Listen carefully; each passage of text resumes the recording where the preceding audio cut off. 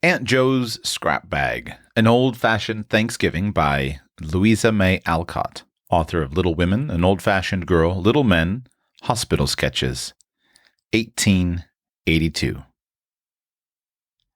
Aunt Joe's Scrap Bag, an old-fashioned Thanksgiving. 60 years ago, up among the New Hampshire hills, lived Farmer Bassett, with a house full of sturdy sons and daughters growing up about him. They were poor in money, but rich in land and love. For the wide acres of wood, corn, and pasture land fed, warmed, and clothed the flock, while mutual patience, affection, and courage made the old farmhouse a very happy home. November had come. The crops were in, and barn, buttery, and bin were overflowing with the harvest that rewarded the summer's hard work. The big kitchen was a jolly place just now, for in the great fireplace roared a cheerful fire. On the walls hung garlands of dried apples, onions, and corn.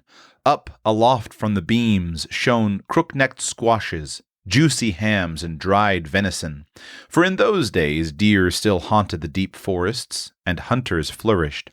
Savory smells were in the air. On the crane hung steaming kettles, and down among the red embers copper saucepans simmered, all suggestive of some approaching feast. A white-headed baby lay in the old blue cradle that had rocked 7 other babies, now and then lifting his head to look out, like a round full moon, then subsided to kick and crow contentedly, and suck the rosy apple he had no teeth to bite.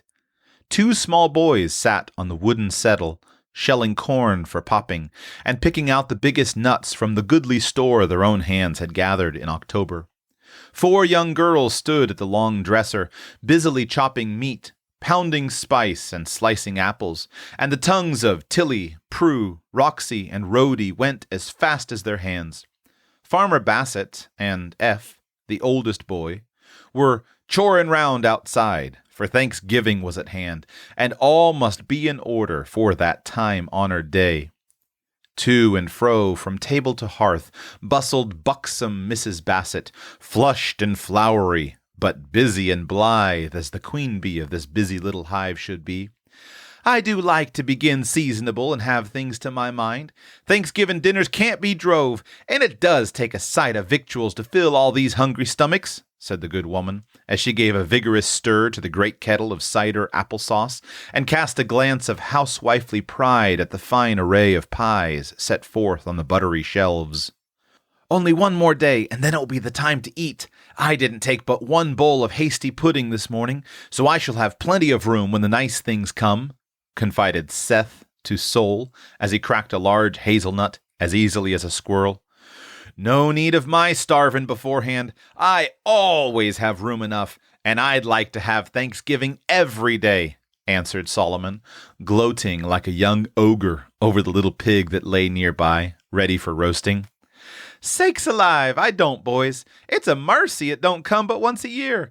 I should be worn to a thread paper with all this extra work atop of my winter weaving and spinning, laughed their mother, as she plunged her plump arms into the long bread trough and began to knead the dough as if a famine were at hand. Tilly, the oldest girl, a red-cheeked, black-eyed lass of 14, was grinding briskly at the mortar, for spices were costly, and not a grain must be wasted. Prue kept time with the chopper, and the twins sliced away at the apples till their little brown arms ached, for all knew how to work, and did so now with a will. I think it's real fun to have Thanksgiving at home. I'm sorry Grandma's sick, so we can't go there as usual, but I like to mess around here, don't you girls? Asked Tilly, pausing to take a sniff at the spicy pestle. It will be kind of lonesome with only our own folks. I like to see all the cousins and aunts and have games and sing, cried the twins, who were regular little romps and could run, swim, coast, and shout as well as their brothers. I don't care a mite for all that. It will be so nice to eat dinner together, warm and comfortable at home, said quiet Prue, who loved her own cozy nooks like a cat. Come, girls, fly round and get your chores done so we can clear away for dinner just as soon as I clap my bread into the oven, called Mrs. Bassett presently, as she rounded off the last loaf of brown bread, which was to feed the hungry mouths that seldom tasted any other. "Here a man coming up the hill lively." "Guess it's Gad Hopkins. Pa told him to bring a dozen oranges if they weren't too high," shouted Sol and Seth, running to the door, while the girls smacked their lips at the thought of this rare treat, and Baby threw his apple overboard as if getting ready for a new cargo. But all were doomed to disappointment, for it was not Gad with the much-desired fruit. It was a stranger who threw himself off his horse and hurried up to Mr. Bassett in the yard with some brief message that made the farmer drop his axe and look so sober that his wife guessed at once some bad news had come. And crying, "Mother's worse, I know she is!" out ran the good woman, forgetful of the flour on her arms and the oven waiting for its most important batch. The man said old Mr. Chadwick, down to Keene, stopped him as he passed and told him to tell Mrs. Bassett her mother was failin' fast, and she'd better come today. He knew no more, and having delivered his errand, he rode away, saying it looked like snow and he must be jogging or he wouldn't get home till night. "We must go right off, Eldad. Hitch up, and I'll be ready in less than no time," said Mrs. Bassett, wasting not a minute in tears and lamentations, but pulling off her apron as she went in, with her mind in a sad jumble of bread, anxiety, turkey, sorrow, haste, and cider applesauce. A few words told the story, and the children left their work to help her get ready, mingling their grief for Grandma with regrets for the lost dinner. "I'm dreadful sorry, dears, but it can't be helped. I couldn't cook nor eat no way now, and if that blessed woman gets better sudden as she has before, we'll have cause for Thanksgiving, and I'll give you a dinner you won't forget in a hurry," said Mrs. Bassett, as she tied on her brown silk pumpkin hood, with a sob for the good old mother who had made it for her. Not a child complained after that, but ran about helpfully, bringing moccasins, heating the footstone, and getting ready for a long drive, because Grandma lived 20 miles away, and there were no railroads in those parts to whisk people to and fro like magic. By the time the old yellow sleigh was at the door, the bread was in the oven, and Mrs. Bassett was waiting, with her camlet cloak on, and the baby done up like a small bale of blankets. "Now, F, you must look after the cattle like a man, and keep up the fires, for there's a storm brewin', and neither the children nor dumb critters must suffer," said Mr. Bassett as he turned up the collar of his rough coat and put on his blue mittens, while the old mare shook her bells as if she preferred a trip to Keene to hauling wood all day. "Tilly, put extra comfortables on the beds tonight. The wind is so searching up chamber. Have the baked beans and Injun pudding for dinner, and whatever you do, don't let the boys get at the mince pies, or you'll have them down sick. I shall come back the minute I can leave Mother. Pa will come tomorrow anyway, so keep snug and be good. I depend on you, my daughter. Use your judgment and don't let nothing happen while Mother's away."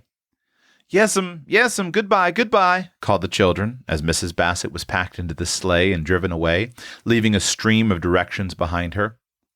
F, the 16-year-old boy, immediately put on his biggest boots, assumed a sober, responsible manner, and surveyed his little responsibilities with a paternal air, drawly like his father's. Tilly tied on her mother's bunch of keys, rolled up the sleeves of her homespun gown, and began to order about the younger girls.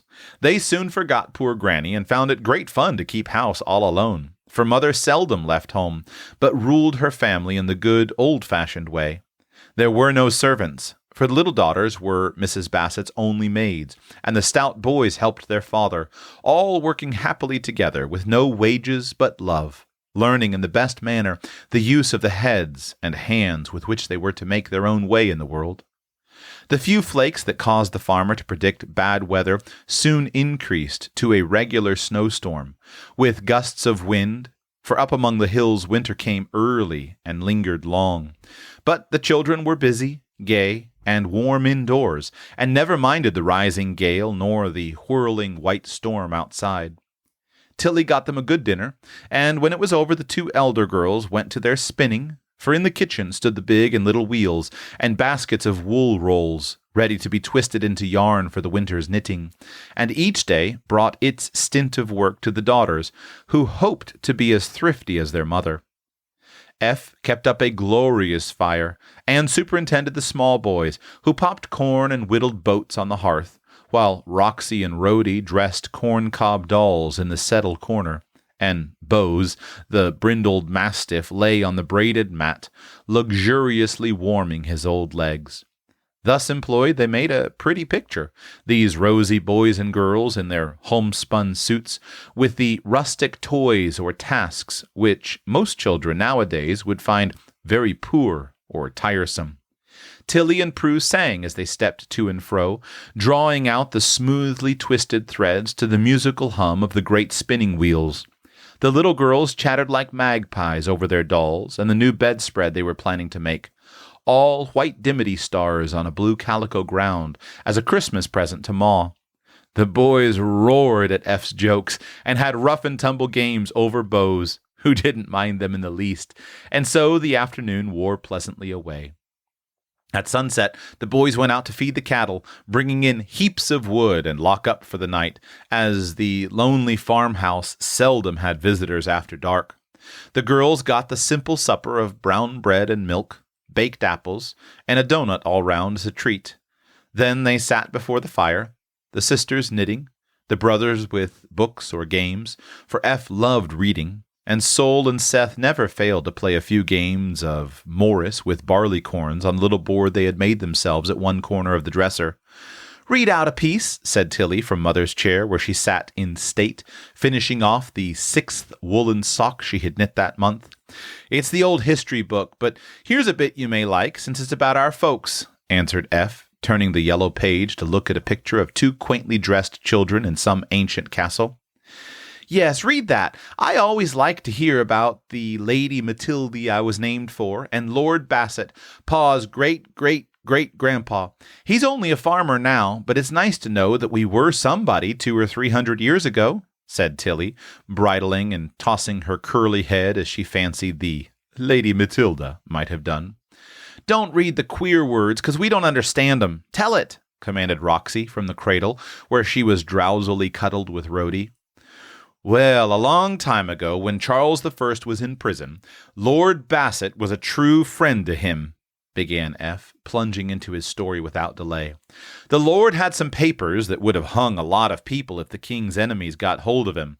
So when he heard one day, all of a sudden, that soldiers were at the castle gate to carry him off, he had just time to call his girl to him and say, 'I may be going to my death, but I won't betray my master. There is no time to burn the papers, and I cannot take them with me. They are hidden in the old leathern chair where I sit. No one knows this but you, and you must guard them till I come, or send you a safe messenger to take them away. Promise me to be brave and silent, and I can go without fear.' You see, he wasn't afraid to die, but he was to seem a traitor. Lady Matilde promised solemnly, and the words were hardly out of her mouth when the men came in, and her father was carried away a prisoner and sent off to the Tower. But she didn't cry. She just called her brother and sat down in that chair with her head leaning back on those papers like a queen and waited while the soldiers hunted the house over for him. Wasn't that a smart girl?"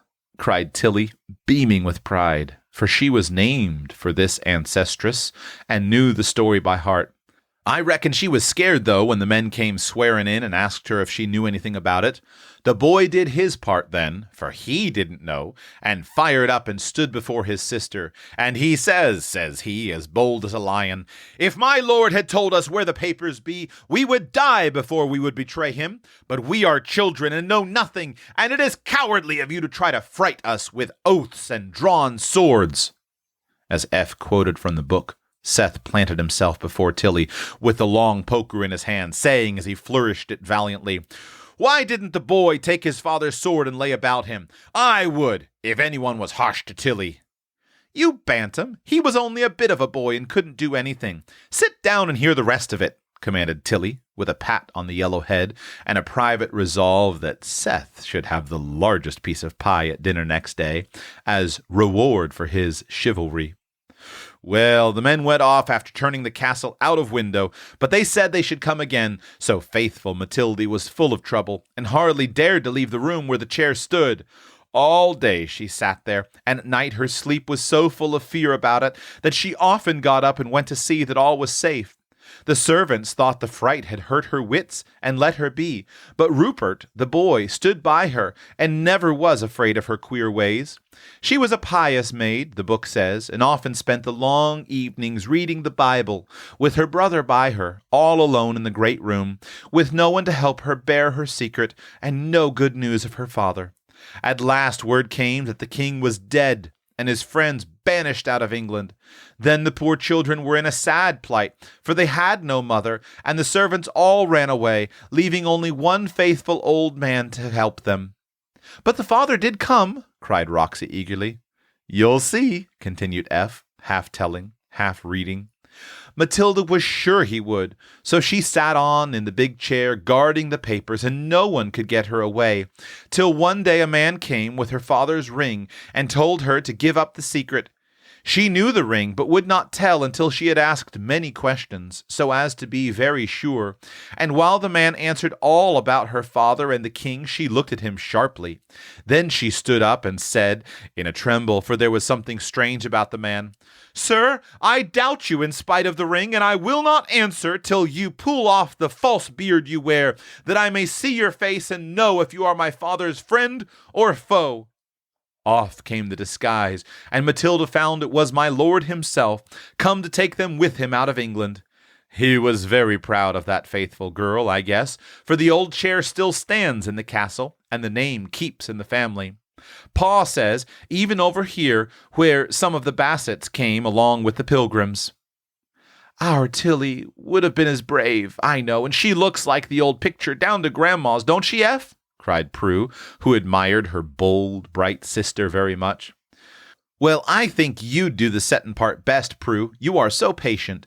Till would fight like a wild cat, but she can't hold her tongue worth a cent," answered F, whereat Tilly pulled his hair, and the story ended with a general frolic. When the moon-faced clock behind the doors struck 9, Tilly tucked up the children under the extry comfortables, and, having kissed them all around as mother did, crept into her own nest, never minding the little drifts of snow that sifted in upon her coverlet between the shingles of the roof, nor the storm that raged without. As if he felt the need of unusual vigilance, old Bose lay down on the mat before the door, and Pussy had the warm hearth all to herself.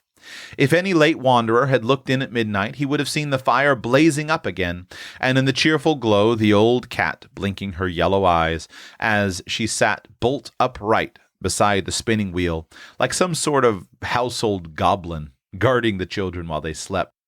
When they woke, like early birds, it still snowed, but up the little Bassets jumped, broke the ice in their pitchers, and went down with cheeks glowing like winter apples, after a brisk scrub and scramble into their clothes. F was off to the barn, and Tilly soon had a great kettle of mush ready, which, with milk warm from the cows, made a wholesome breakfast for the 7 hearty children. "Now, about dinner," said the young housekeeper as the pewter spoons stopped clattering and the earthen bowls stood empty. "Ma said have what we liked, but she didn't expect us to have a real Thanksgiving dinner because she won't be here to cook it, and we don't know how," began Prue doubtfully. "I can roast a turkey and make a pudding as well as anybody, I guess. The pies are all ready, and if we can't boil vegetables and so on, we don't deserve any dinner," cried Tilly, burning to distinguish herself and bound to enjoy to the utmost her brief authority. "Yes, yes," cried all the boys. "Let's have a dinner anyway. Ma won't care, and the good victuals will spoil if they ain't eaten right up." "Pa is coming tonight, so we won't have dinner till late.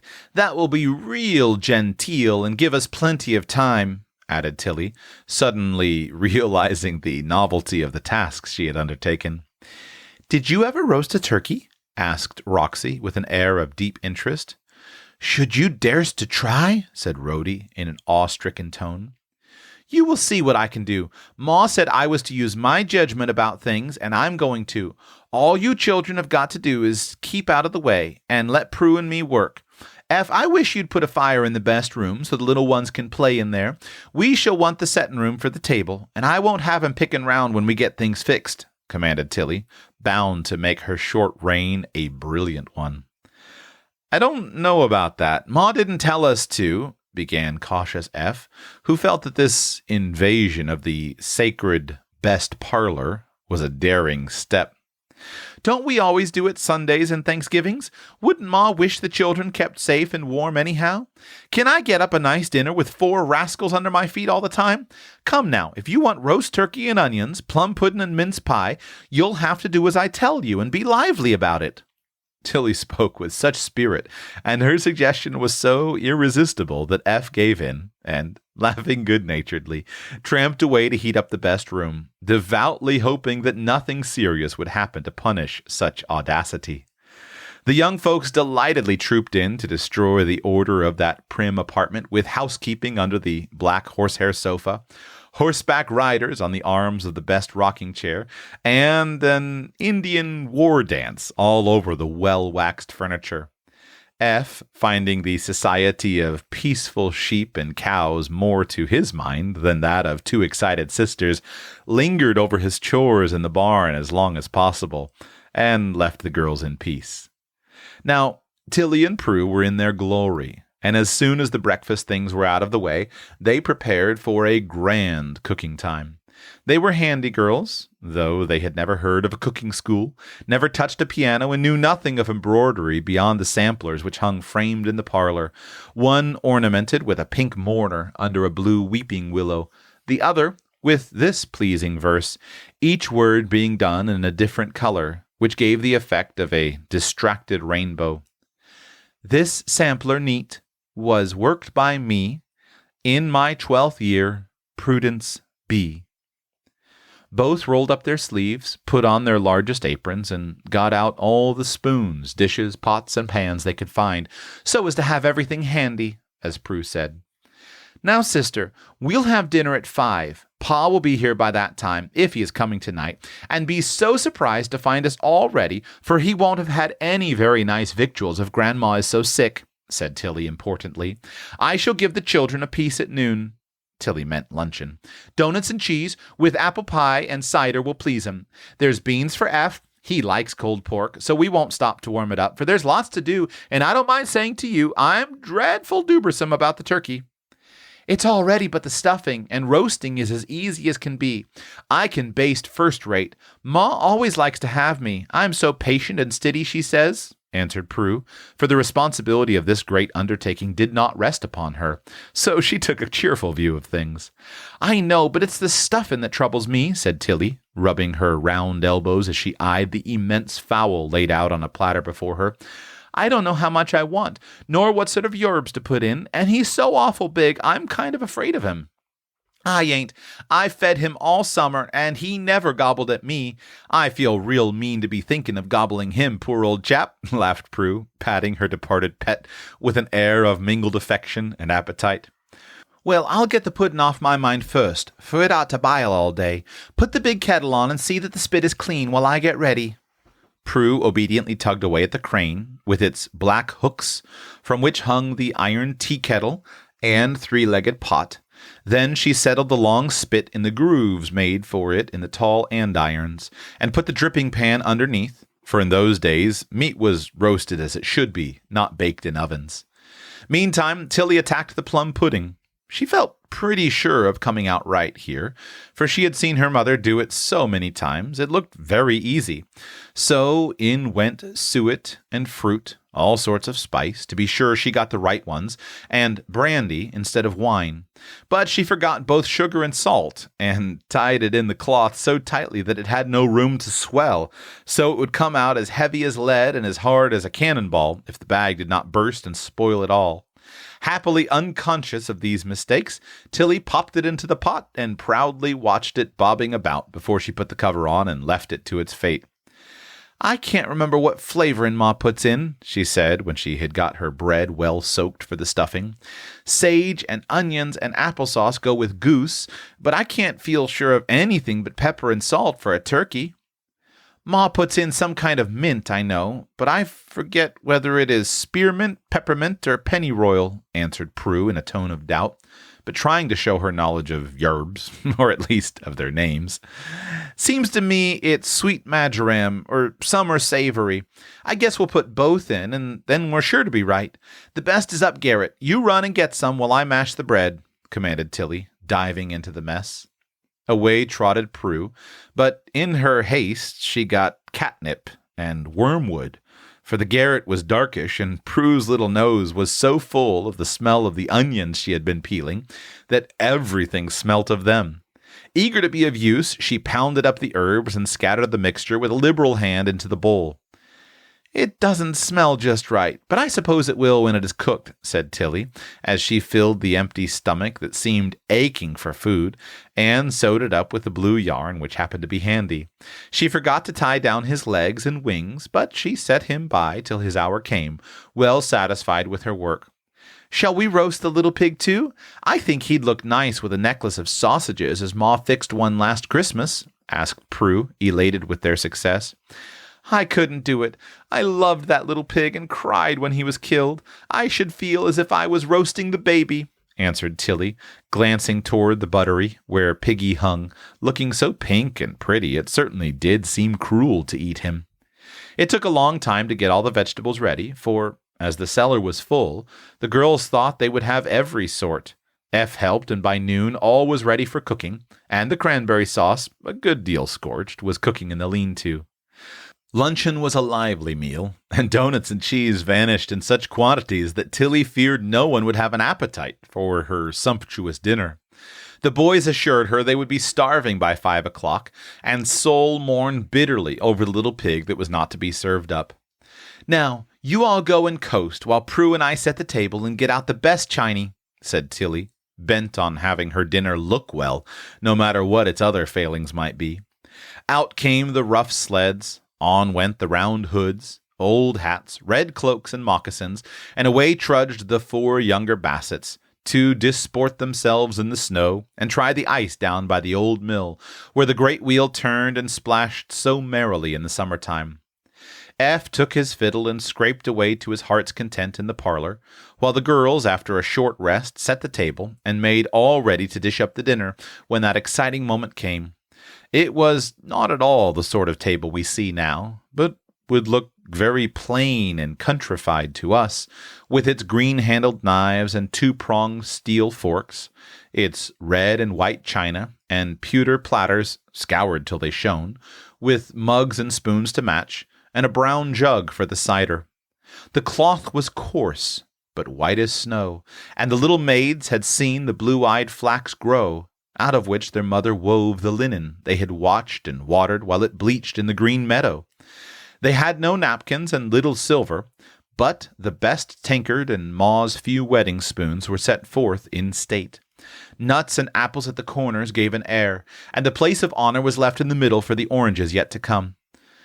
"Don't it look beautiful?" said Prue, when they paused to admire the general effect. "Pretty nice, I think. I wish Ma could see how well we can do it," began Tilly, when a loud howling startled both girls and sent them flying to the window. The short afternoon had passed so quickly that twilight had come before they knew it, and now as they looked out through the gathering dusk, they saw 4 small black figures tearing up the road, to come bursting in, all screaming at once, "The bear! The bear! F, get the gun! He's coming! He's coming!" F had dropped his fiddle and got down his gun before the girls could calm the children enough to tell their story, which they did in a somewhat incoherent manner. "Down in the holler coasting, we heard a growl," began Sol, with his eyes as big as saucers. "I see him first looking over the wall," roared Seth, eager to get his share of honor. "Awful big and shaggy," quavered Roxy, clinging to Tilly, while Rhodey hid in Prue's skirts and piped out, "His great paws kept clawing at us, and I was so scared my legs would hardly go. We ran away as fast as we could go, and he came growling after us. He's awful hungry, and he'll eat every one of us if he gets in," continued Sol, looking about him for a safe retreat. "Oh, F, don't let him eat us," cried both little girls, flying upstairs to hide under their mother's bed as their surest shelter. "No danger of that, you little geese. I'll shoot him as soon as he comes. Get out of the way, boys." And F raised the window to get good aim. "There he is! Fire away and don't miss!" cried Seth, hastily following Sol, who had climbed to the top of the dresser as a good perch from which to view the approaching fray. Prue retired to the hearth as if bent on dying at her post rather than desert the turkey, now browning beautiful, as she expressed it. But Tilly stood boldly at the open window, ready to lend a hand if the enemy proved too much for F. All had seen bears, but none had ever come so near before, and even brave F felt that the big brown beast slowly trotting up the dooryard was an unusually formidable specimen. He was growling horribly, and stopped now and then as if to rest and shake himself. "Get the axe, Tilly, and if I should miss, stand ready to keep him off while I load again," said F, anxious to kill his first bear in style and alone. A girl's help didn't count. Tilly flew for the axe and was at her brother's side by the time the bear was near enough to be dangerous. He stood on his hind legs and seemed to sniff with relish the savory odors that poured out of the window. "Fire, F!" cried Tilly firmly. "Wait till he rears again. I'll get a better shot then," answered the boy, while Prue covered her ears to shut out the bang, and the small boys cheered from their dusty refuge among the pumpkins. But a very singular thing happened next, and all who saw it stood amazed. For suddenly Tilly threw down the axe, flung open the door, and ran straight into the arms of the bear, who stood erect to receive her, while his growlings changed to a loud ha-ha that startled the children more than the report of a gun. "It's Gad Hopkins trying to fool us," cried F, much disgusted at the loss of his prey, for these hardy boys loved to hunt and prided themselves on the number of wild animals and birds they could shoot in a year.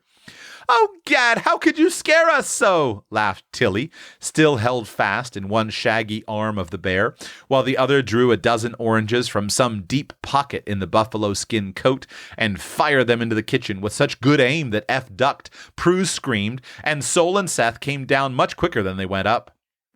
"Well, you see, I got upsot over yonder, and the old horse went home while I was floundering in a drift.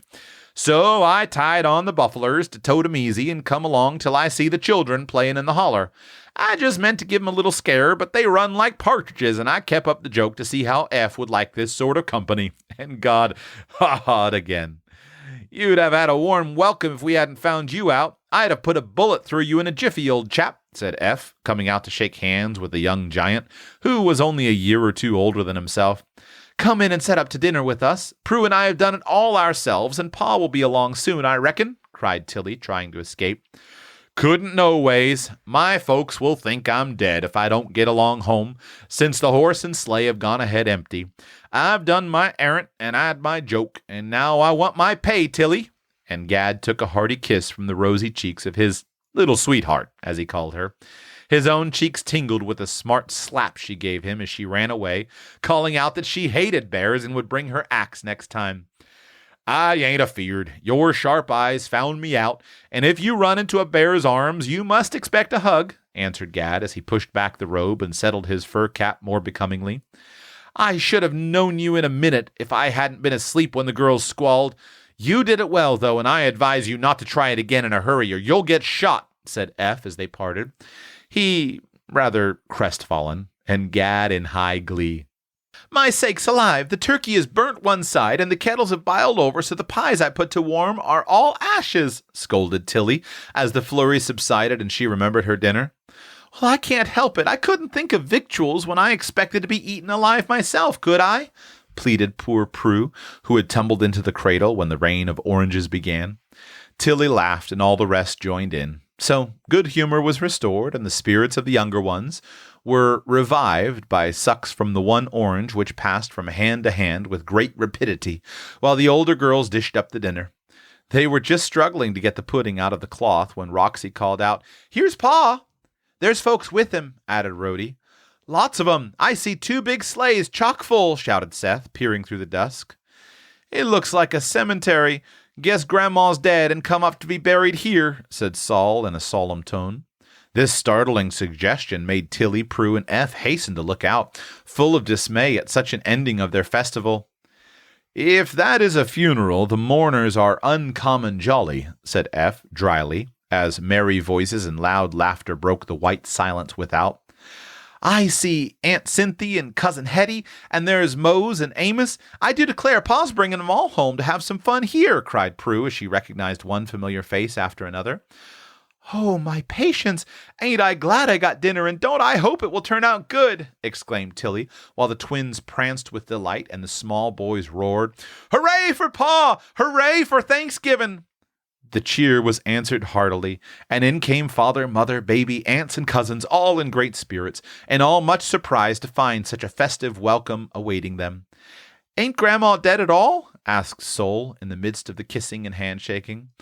"Bless your heart, no. It was all a mistake of old Mr. Chadwick's. He's as deaf as an adder, and when Mrs. Brooks told him Mother was mendin' fast, and she wanted me to come down today, certain sure, he got the message all wrong, and give it to the first person passing in such a way as to scare me most to death and send us down in a hurry. Mother was sitting up as chirk as you please, and dreadful sorry you didn't all come. So, to keep the house quiet for her and give you a taste of the fun, your pa fetched us all up to spend the evening, and we are going to have a jolly time, to judge by the look of things," said Aunt Cynthia, briskly finishing the tale when Mrs. Bassett paused for want of breath. "What in the world put it into your head we was coming, and set you to getting up such a supper?" asked Mr. Bassett, looking about him, well pleased and much surprised at the plentiful table. Tilly modestly began to tell, but the others broke in and sang her praises in a sort of chorus, in which bears, pigs, pies, and oranges were oddly mixed. Great satisfaction was expressed by all, and Tilly and Prue were so elated by the commendation of Ma and the aunts that they set forth their dinner, sure everything was perfect. But when the eating began, which it did the moment wraps were off, then their pride got a fall, for the first person who tasted the stuffing, it was big cousin Mose, and that made it harder to bear, nearly choked over the bitter morsel.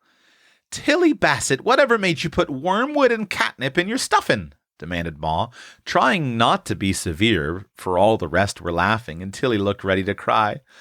"I did it," said Prue, nobly taking all the blame, which caused Pa to kiss her on the spot and declare that it didn't do a mite of harm, for the turkey was all right.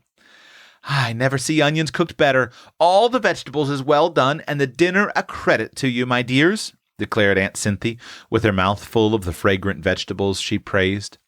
The pudding was an utter failure, in spite of the blazing brandy in which it lay, as hard and heavy as one of the stone balls on Squire Duncan's great gate. It was speedily whisked out of sight, and all fell upon the pies, which were perfect. But Tilly and Prue were much depressed, and didn't recover their spirits till the dinner was over and the evening fun well under way. Blind Man's Bluff, Hunt the Slipper, Come Philander, and other lively games soon set every one bubbling over with jollity, and when F struck up Money Musk on his fiddle, old and young fell into their places for a dance. All down the long kitchen they stood, Mr. and Mrs. Bassett at the top, the twins at the bottom, and then away they went, heeling and toeing, cutting pigeon wings and taking their steps in a way that would convulse modern children with their newfangled romps called dancing. Mose and Tilly covered themselves with glory by the vigor with which they kept it up, till fat Aunt Cynthia fell into a chair, breathlessly declaring that a very little of such exercise was enough for a woman of her heft. Apples and cider, chat and singing finished the evening, and after a grand kissing all around, the guests drove away in the clear moonlight, which came out just in time to cheer their long drive. When the jingle of the last bell had died away, Mr. Bassett said soberly as they stood together on the hearth, "Children, we have special cause to be thankful that the sorrow we expected was changed into joy. So we'll read a chapter before we go to bed and give thanks where thanks is due." Then Tilly set out the light stand with a big Bible on it and a candle on each side, and all sat quietly in the firelight, smiling as they listened with happy hearts to the sweet old words that fit all times and seasons so beautifully.